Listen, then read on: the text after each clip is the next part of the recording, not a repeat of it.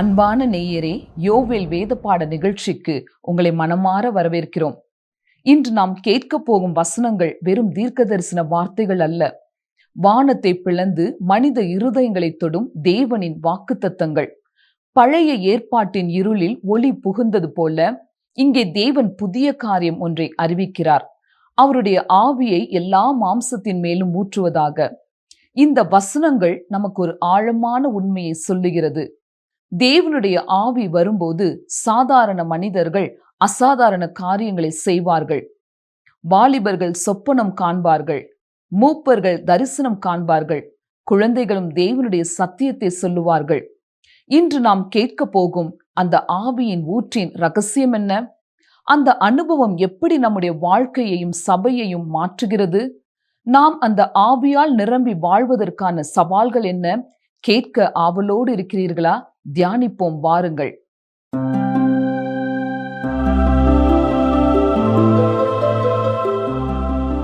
வேத ஆராய்ச்சிகளை தொடர்ந்து கவனிக்கும் அன்பர்களே, யோவேல் தீர்க்க தரிசன புத்தகத்தின் இறுதி நிகழ்ச்சிக்கு முந்தைய நிகழ்ச்சிக்கு வந்திருக்கிறோம்.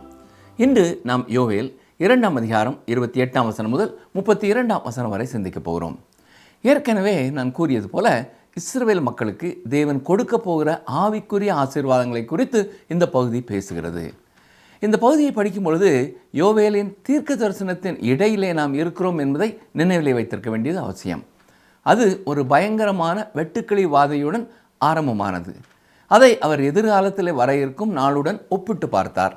கர்த்தருடைய நாள் உபத்திரவ காலத்துடன் தொடங்கும் என்றும் அதன் பின் கிறிஸ்து வந்து பூமியிலே தம்முடைய ராஜ்யத்தை ஸ்தாபிப்பார் என்றும் நாம் பார்த்தோம்.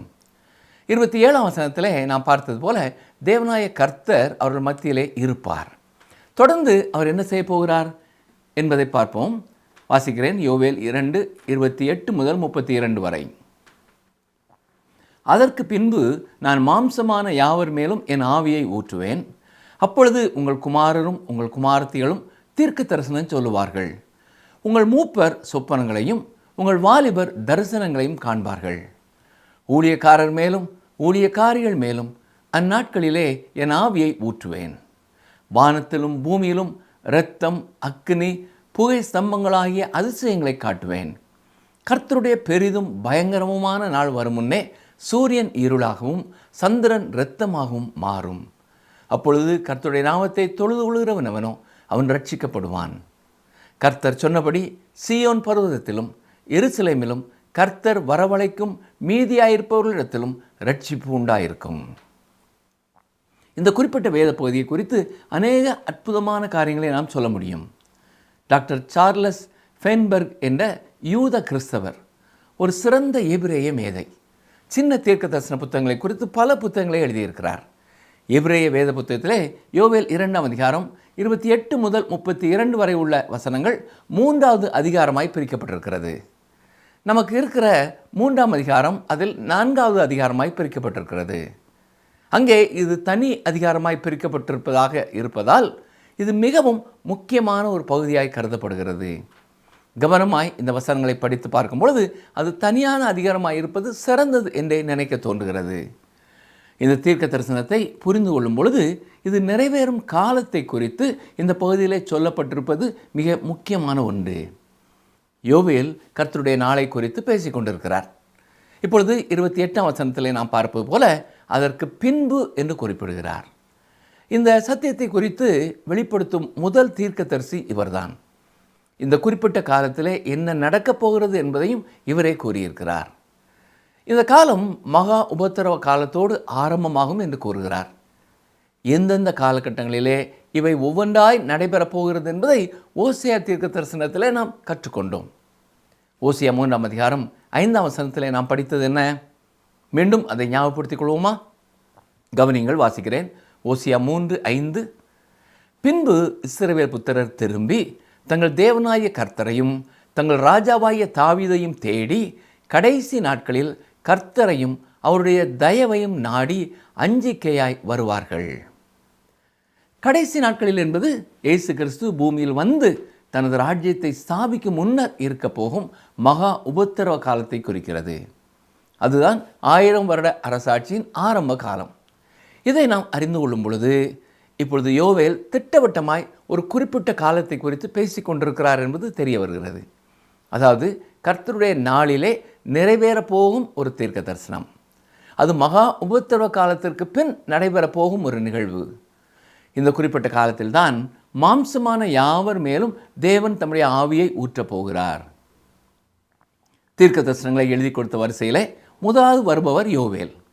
ஆனால் பரிசுத்த ஆவியானவர் ஊற்றப்படுவதை குறித்து அவர் மட்டும் கூறவில்லை, ஏசாயாவும் அதை குறித்து கூறியிருக்கிறார். கவனிங்கள், வாசிக்கிறேன். ஏசாயா 32 அதிகாரம் 15 வசனம். உன்னதத்திலிருந்து நம்மேல் ஆவி ஊற்றப்படும் மட்டும் அப்படியே இருக்கும். அப்பொழுது வனாந்தரம் செழிப்பான வயல்வெளியாகும். செழிப்பான வயல்வெளி காடாக எண்ணப்படும். உலகத்திலே கிறிஸ்து ஸ்தாபிக்க போகிற ராஜ்யத்தை குறித்து ஏசாயா பேசுகிறார். பரிசுத்த ஆவியானவர் ஊற்றப்படுவதை குறித்து சொல்லும் பொழுது அது 1000 வருட அரசாட்சி காலத்தை குறிக்கிறது.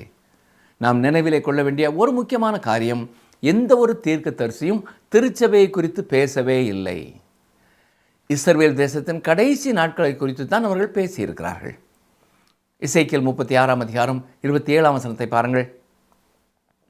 உங்கள் உள்ளத்திலே என் ஆவியை வைத்து உங்களை என் கட்டளைகளில் நடக்கவும் என் நியாயங்களை கைக்கொள்ளவும் அவைகளின்படி செய்யவும் பண்ணுவேன். தொடர்ந்து 28 வசனத்தில் என்ன சொல்கிறார்? எசேக்கியேல் 36:28, உங்கள் பிதாக்களுக்கு நான் கொடுத்த தேசத்திலே நீங்கள் குடியிருப்பீர்கள், நீங்கள் என் ஜனமாயிருப்பீர்கள், நான் உங்கள் தேவனாயிருந்து என்று சொல்கிறார். எசேக்கியேல் ஒரு குறிப்பிட்ட தேசத்திலே உள்ள ஒரு குறிப்பிட்ட மக்களிடத்தில் பேசி கொண்டிருக்கிறார். அதே போல தேவனாய கர்த்தரும் ஒரு குறிப்பிட்ட காலத்தில் அவர்கள் மேல் பரிசுத்த ஆவியானவரை ஊற்றப் போகிறார். மேலும் எசேக்கியேல் 37:14 என்ன சொல்கிறார்? கவனியுங்கள். என் ஆவியை உங்களுக்குள் வைப்பேன், நீங்கள் உயிரடைவீர்கள், நான் உங்களை உங்கள் தேசத்தில் வைப்பேன், அப்பொழுது நான் கர்த்தர் என்று அறிந்து கொள்வீர்கள். இதை சொன்னேன், இதை செய்வேன் என்று கர்த்தர் உரைக்கிறார் என்று சொல் என்றார். இது மட்டுமல்ல, மற்றொரு வசனத்தை நாம் பார்க்க வேண்டும். எசேக்கியேல் 39 அதிகாரம் 29 வசனம். நான் இஸ்ரவேல் வம்சத்தார் மேல் என் ஆவியை ஊற்றினபடியினால் என் முகத்தை இனி அவர்களுக்கு மறைக்க மாட்டேன் என்று கர்த்தராகிய ஆண்டவர் சொல்லுகிறார் என்றார். தங்கள் தீர்க்க தரிசனங்களை எழுதி வைத்த தீர்க்க தரிசிகளிலே கடைசி நபர் சகரியா. அவர் கூறுவதையும் வாசிக்கிறேன், கவனியுங்கள். சகரியா 12:10, நான் தாவீது குடும்பத்தாரின் மேலும் எருசலேம் குடிகளின் மேலும் கிருபையின் ஆவியையும் விண்ணப்பங்களின் ஆவியையும் ஊற்றுவேன். அப்பொழுது அவர்கள் தாங்கள் குத்தின என்னை நோக்கி பார்த்து, ஒருவன் தன் ஒரே பேரானவனுக்காக புலம்புகிறது போல எனக்காக புலம்பி, ஒருவன் தன் தலைச்சன் பிள்ளைக்காக துக்கிக்கிறது போல எனக்காக மனங்கசந்து துக்கிப்பார்கள். கர்த்தருடைய நாமத்தை தொழுதுற எவனும் ரட்சிக்கப்படுவான். சீயோன் மலையிலும் எருசலேமிலும் ரட்சிப்பு உண்டாயிருக்கும் என்ற பகுதியிலேயும் யோவேல் இதை தெளிவுபடுத்துகிறார். அவர் திட்டவட்டமாக உலக வரைபடத்திலே ஒரு குறிப்பிட்ட இடத்தை குறிப்பிடுகிறார். இப்பொழுது ஒருவேளை உங்களுக்கு ஒரு கேள்வி எழுகிறது. பெந்தேகோஸ்தே நாளில் வேதாமத்தின் இந்த பகுதியை பற்றி பேதுரு குறிப்பிட்ட பொழுது என்ன சொன்னார்? யோவேலின் தீர்க்க தரிசனம் நிறைவேறியது என்று அவர் சொன்னாரா? இல்லை, அவர் அப்படி சொல்லவில்லை. இந்த தீர்க்க தரிசனம் நிறைவேறியது என்று அவர் ஒருபொழுதும் சொல்லவில்லை. பெந்தேகோஸ்தே நாளிலே பரிசுத்த ஆவி சீடர்கள் மேல் வந்தபோது ரோம பேரரசு முழுவதிலும் இருந்து எருசலேமுக்கு வந்த யூதர்களிடத்திலே அவர்கள் பேசத் தொடங்கினார். ஒவ்வொரு மனிதனும் தன் தன் சொந்த மொழியிலே செய்தியை கேட்டான். இவை சீடர்கள் செய்தியை பேசி கொண்டிருந்த அறியப்படாத பாஷைகள் அல்ல. ஒவ்வொரு மொழியும் ரோம பேரரசு முழுவதுமிலிருந்து பேரரசுக்கு அப்பாலும் கூட அங்கே கூடியிருந்த ஒன்று அல்லது அதற்கு மேற்பட்ட மனிதர்களின் தாய்மொழியாக இருந்தது. எனவே பலர் தாங்கள் கேட்ட வார்த்தைகளை நம்பினார்கள். ஆனால் மற்றவர்கள் சீடர்கள் ஏதோ மதுவால் குடிபோதையில் இருப்பதாக கேலி செய்தார்கள். எனவே அவர்களுக்கு பதிலளிக்கத்தான் சீமோன் பேதுரு எழுந்து மக்களோடு பேசினார். மேலும் அவர்கள் குடிபோதையில் இருந்ததாக கூறப்பட்ட குற்றச்சாட்டுக்கு அவர் பதிலளிக்கிறார். கவனியங்கள், வாசிக்கிறேன். அப்போஸ்தலர் 2:14-15 வசனங்கள். அப்பொழுது பேதுரு 11 கூட நின்று அவர்களை நோக்கி உரத்த சத்தமாய், யூதர்களே, எருசலேமில் வாசம் பண்ணுகிற ஜனங்களே, நீங்கள் எல்லாரும் அறிந்து கொள்வீர்களாக, என் வார்த்தைகளுக்கு செவி கொடுங்கள். நீங்கள் நினைக்கிறபடி இவர்கள் வெறி கொண்டவர்கள் அல்ல, பொழுது விடிந்து 3ஆம் மணி வேளையாய் இருக்கிறதே. காலையில் 9 மணிக்கு குடிபோதையில் இருப்பதை நீங்கள் காண முடியாது என்று பேதுரு கூறுகிறார். ஆனால் இந்த நாட்களிலே இது கொஞ்சம் வித்தியாசமானதாக இருக்கிறது. சிலர் காலையிலேயே குடிக்க தொடங்கி விடுகிறார்கள். சரி, பேதுரு தொடர்ந்து என்ன சொல்கிறார் பாருங்கள். அப்போஸ்தலர் 2:16, தீர்க்கதரிசியாகிய யோவேலினால் உரைக்கப்பட்டபடியே இது நடந்தேறுகிறது. நன்றாக கவனியுங்கள். யோவேலின் தீர்க்க தரிசனம் நிறைவேறியது என்று இங்கே பேதுரு குறிப்பிடவில்லை. சீடர்களானாலும் சரி, அப்போஸ்தலனாகிய பவுலானாலும் சரி, ஒரு தீர்க்க தரிசனம் நிறைவேறியது என்று கூறுவதை குறித்து மிக தெளிவாக கவனமாக வார்த்தைகளை பயன்படுத்துவார்கள். உதாரணத்திற்கு ஒரு வசனத்தை உங்களுக்கு சொல்கிறேன். மத்தேயு 2ஆம் அதிகாரம் 17-18 வசனங்கள். புலம்பலும் அழுகையும் மிகுந்த துக்கம் கொண்டாடலுமாகிய கூக்குரல் ராமாவிலே கேட்கப்பட்டது. ராகேல் தன் பிள்ளைகளுக்காக அழுது அவைகள் இல்லாதபடியால் ஆறுதல் அடையாதிருக்கிறாள் என்று எரேமியா தீர்க்கதரிசியினால் உரைக்கப்பட்டது அப்பொழுது நிறைவேறிற்று. கவனித்தீர்களா? இது இயேசு கிறிஸ்துவின் பிறப்போடு தொடர்புள்ள ஒரு தீர்க்க தரிசனம். அது தெளிவாக நிறைவேறியது. அதே அதிகாரத்தில் 23ஆவது வசனத்தை பாருங்கள். மத்தேயு 2:23, நாசரேத்து என்னும் ஊரிலே வந்து வாசம் பண்ணினான், நசரேயன் எனப்படுவார் என்று தீர்க்கதரிசிகளால் உரைக்கப்பட்டது நிறைவேறும்படி இப்படி நடந்தது. சரி, இப்பொழுது அப்போஸ்தலர் 13ஆம் அதிகாரத்திற்கு வாருங்கள். அந்தியோகியாவிலே இயேசு கிறிஸ்துவின் உயிர்த்தெழுதலை குறித்து பவுல் கூறுகிறார். அப்போஸ்தலர் 13:32-33 வசனங்கள். நீர் என்னுடைய குமாரன், இன்று நான் உம்மை ஜெனிப்பித்தேன் என்று 2ஆம் சங்கீதத்தில் எழுதியிருக்கிறபடியே இயேசுவை எழுப்பினதினாலே தேவன் நம்முடைய பிதாக்களுக்கு அருளிச் செய்த வாக்குத்தத்தத்தை அவர்களுடைய பிள்ளைகளாகிய நமக்கு நிறைவேற்றினார் என்று நாங்களும் உங்களுக்கு சுவிசேஷமாய் அறிவிக்கிறோம். சரி, இப்பொழுது மீண்டும் பேதுரு பேசிய வார்த்தைகளை கவனிப்போம். அப்போஸ்தலர் 2ஆம் அதிகாரம் 16ஆம் வசனத்திலே பேதுரு யோவேல் தீர்க்கதரிசி கூறிய தீர்க்க தரிசனத்தின் நிறைவேறுதல் என்று சொல்லவில்லை. பெந்தேகோஸ்தே நாளை நீங்கள் நினைத்து பார்ப்பீர்கள் என்றால் பேதுரு யூதர் அல்லாத மக்களிடத்தில் பேசவில்லை. பழைய ஏற்பாட்டு பகுதிகளை நன்றாக அறிந்திருந்த யூதர்களிடத்திலே தான் அவர் பேசி கொண்டிருந்தார். இவர்கள் பழைய ஏற்பாட்டின் பகுதிகளை அறிந்திருந்தார்கள். மேலும் பல இடங்களில் இருந்து எருசலேமிற்கு நீண்ட தூரம் பிரயாணப்பட்டு பண்டிகையை கொண்டாட வந்த யூதர்கள். இங்கே அவர் சொல்வது இதுதான், நீங்கள் காணும் இதையெல்லாம் கேலி செய்யாதீர்கள். இது யோவேல் தீர்க்கதரிசி நமக்கு சொன்னபடி கர்த்தருடைய நாளில் நடக்கப் போகிறதை போன்றது என்று கூறுகிறார். மேலும் பேதுரு அப்போஸ்தலர் 2:17 யோவேலின் வார்த்தைகளை எடுத்துச் சொல்கிறார். கவனியங்கள், வாசிக்கிறேன். அப்போஸ்தலர் 2:17, கடைசி நாட்களில் நான் மாம்சமான யாவர் மேலும் என் ஆவியை ஊற்றுவேன். அப்பொழுது உங்கள் குமாரரும் உங்கள் குமாரத்திகளும் தீர்க்க தரிசனம் சொல்லுவார்கள். உங்கள் வாலிபர் தரிசனங்களை அடைவார்கள். உங்கள் மூப்பர் சொப்பனங்களை காண்பார்கள். மேலும் மேலும் யோவேல் தீர்க்கதரிசியின் இந்த தீர்க்க தரிசனமும் பெந்தேகோஸ்தே நாளிலே நடைபெற்றதும் ஒன்று அல்ல என்பதை புரிந்து கொள்ள அதில் மற்றும் ஒரு வார்த்தையையும் நாம் கவனிக்க வேண்டும். யோவேல் கூறும்பொழுது அதற்கு பின்பு நான் மாம்சமான யாவர் மேலும் என் ஆவியை ஊற்றுவேன் என்று கூறினார். இது பெந்தேகோஸ்தே நாளிலே நிறைவேறியதா? இல்லை. அந்த நாளிலே 3000 மக்கள் ரட்சிக்கப்பட்டார்கள். ஒருவேளை அன்று 30,000 மக்கள் ரட்சிக்கப்பட்டிருந்தாலும் மாம்சமான யாவர் மேலும் என்ற வசனம் நிறைவேறவில்லை. எனவே பெந்தேகோஸ்தே நாள் அன்று நடந்தது யோவேல் கூறிய தீர்க்க தரிசனத்தின் நிறைவேறுதல் அல்ல. உண்மையில் பேதுரு அவர்களிடத்திலே, நீங்கள் நடப்பதைக் கண்டு கேலி செய்யாதீர்கள், கடவுள் மாம்சமான யாவர் மேலும் தம்முடைய ஆவியை ஊற்றும் நாள் வரும் என்று யோவேல் கூறியிருக்கிறார் என்பதை நீங்கள் புரிந்து கொள்ள வேண்டும். இன்று ஒரு சில மக்கள் மீது அது ஊற்றப்பட்டதால் அதை பற்றி நீங்கள் ஆச்சரியப்படக்கூடாது என்று கூறுகிறார். பின்னர் பேதுரு என்ன நடக்கும் என்பது பற்றிய யோவேலின் மீதமுள்ள தீர்க்க தரிசனத்தை மேற்கோள் காட்டினார். கவனியங்கள், வாசிக்கிறேன். அப்போஸ்தலர் 2:19-20 வசனங்கள்.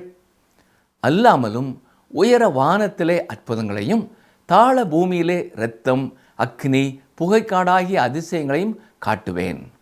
கர்த்தருடைய பெரிதும் பிரகாசமுமான நாள் வரும் முன்னே சூரியன் இருளாகவும் சந்திரன் இரத்தமாகவும் மாறும். அது எல்லாம் பெந்தேகோஸ்தே நாளிலே நிறைவேறியதா? நிச்சயமாக இல்லை. பூகம்பங்கள் எதுவும் இல்லை. சூரியனிலோ சந்திரனிலோ எந்த மாற்றமும் அன்று நடைபெறவில்லை. இது கர்த்தருடைய நாளிலே நடைபெறும். அந்த நாளை பயங்கரமான நாள் என்று யோவேல் கூறியிருக்கிறார். பெந்தேகோஸ்தே நாள் ஒரு அற்புதமான நாள் தான். ஆனால் அது பயங்கரமான நாள் அல்ல. அது சிறப்பான ஒரு நாள். அருமையானவர்களே, யோவேல் புத்தகத்தை நாம் சரியாக புரிந்து கொண்டால் பெந்தேகோஸ்தே நாளிலே யோவேலின் தீர்க்க தரிசனம் நிறைவேறுகிறது என்று பேதுரு சொன்னார் என்ற முடிவுக்கு நாம் ஒருபொழுதும் வரமாட்டோம். பெந்தேகோஸ்தே நாளன்று கேலி செய்தவர்களுக்கு பதில் அளிக்கத்தான் சீமோன் பேதுரு யோவேலின் தீர்க்க தரிசனத்தை ஒரு அறிமுகமாக மட்டுமே பயன்படுத்தினார். இப்பொழுது மற்றும் ஒரு கேள்வி எழும்புகிறது. அப்படி என்றால் சீமோன் பேதுருவின் செய்தியின் சாராம்சம் என்ன?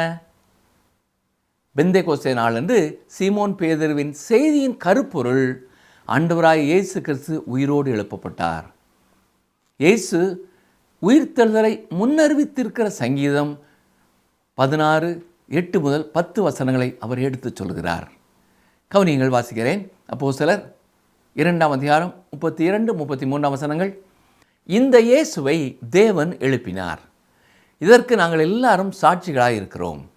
அவர் தேவனுடைய வலது கரத்தினாலே உயர்த்தப்பட்டு பிதா அருளிய வாக்கு தத்தத்தின்படி பரிசுத்த ஆவியை பெற்று நீங்கள் இப்பொழுது காண்கிறதும் கேட்கிறதுமாய இதை பொழிந்தருளினார்.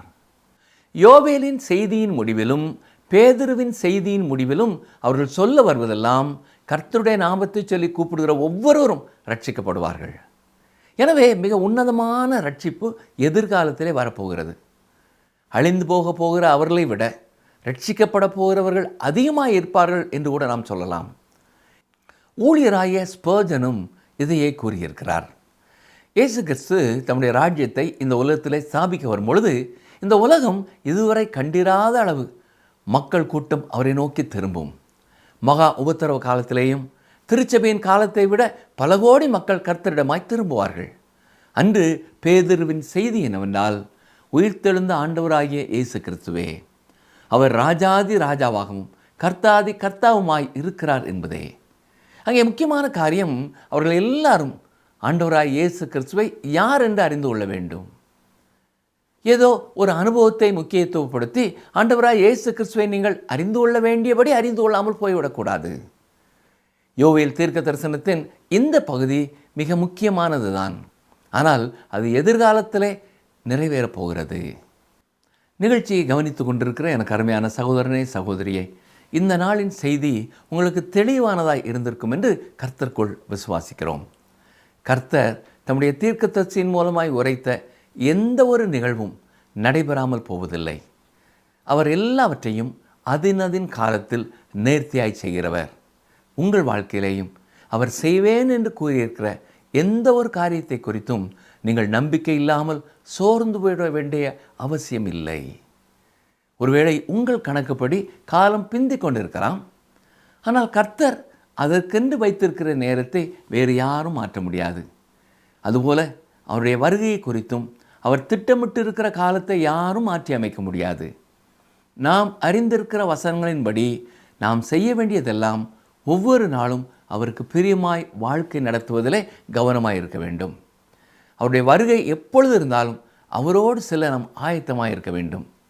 அது மட்டுமல்ல, நம்முடைய குடும்பத்தின் அங்கத்தினர்கள் ரட்சிக்கப்பட வேண்டும் என்பதை குறித்த அக்கறையோடும் பாரத்தோடும் நாம் வாழ வேண்டும்.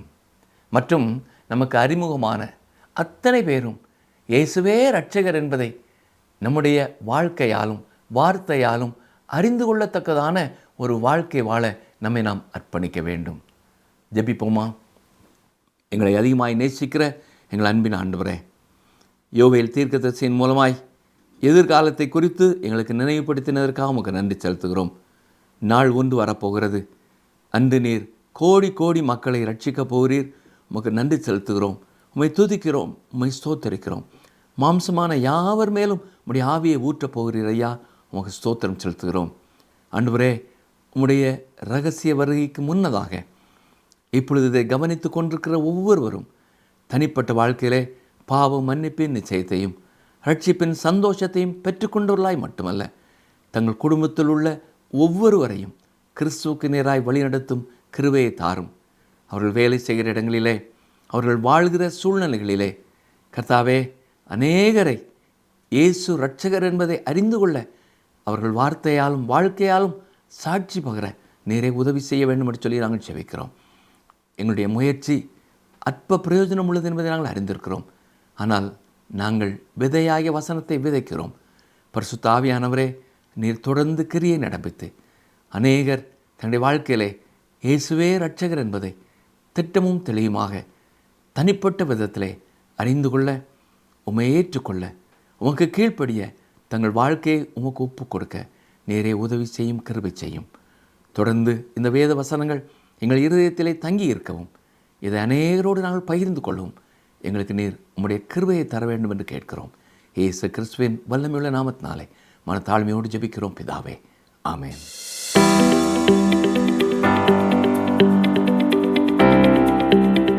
கர்த்தர் சொன்னபடி சீயோன் பர்வதத்தில் உண்டாயிருப்பது எது?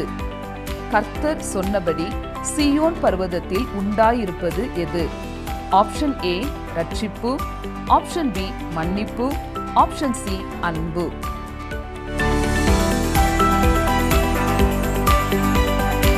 இன்றைய கேள்விக்கான சரியான பதிலை 9962032803 என்ற எண்ணிற்கு வாட்ஸ்அப் மூலம் அனுப்புங்கள்.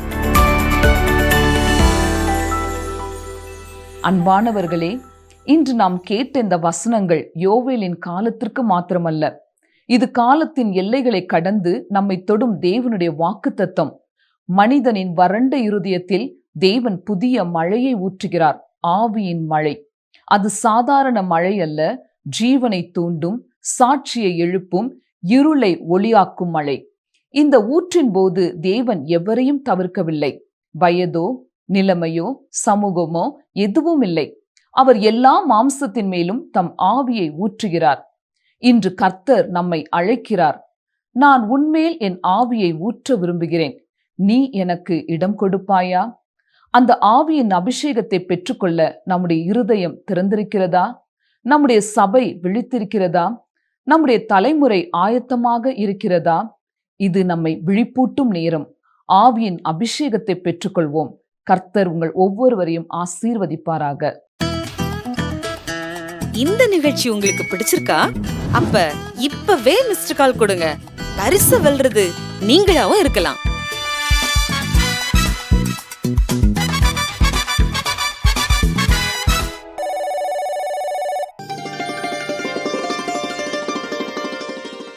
வழியில் உன்னை காக்கிறதற்கும், நான் ஆயத்தம் பண்ணின ஸ்தானத்துக்கு உன்னை கொண்டு போய் சேர்க்கிறதற்கும் இதோ நான் ஒரு தூதனை உனக்கு முன்னே அனுப்புகிறேன். யாத்திராகமம் 23:20.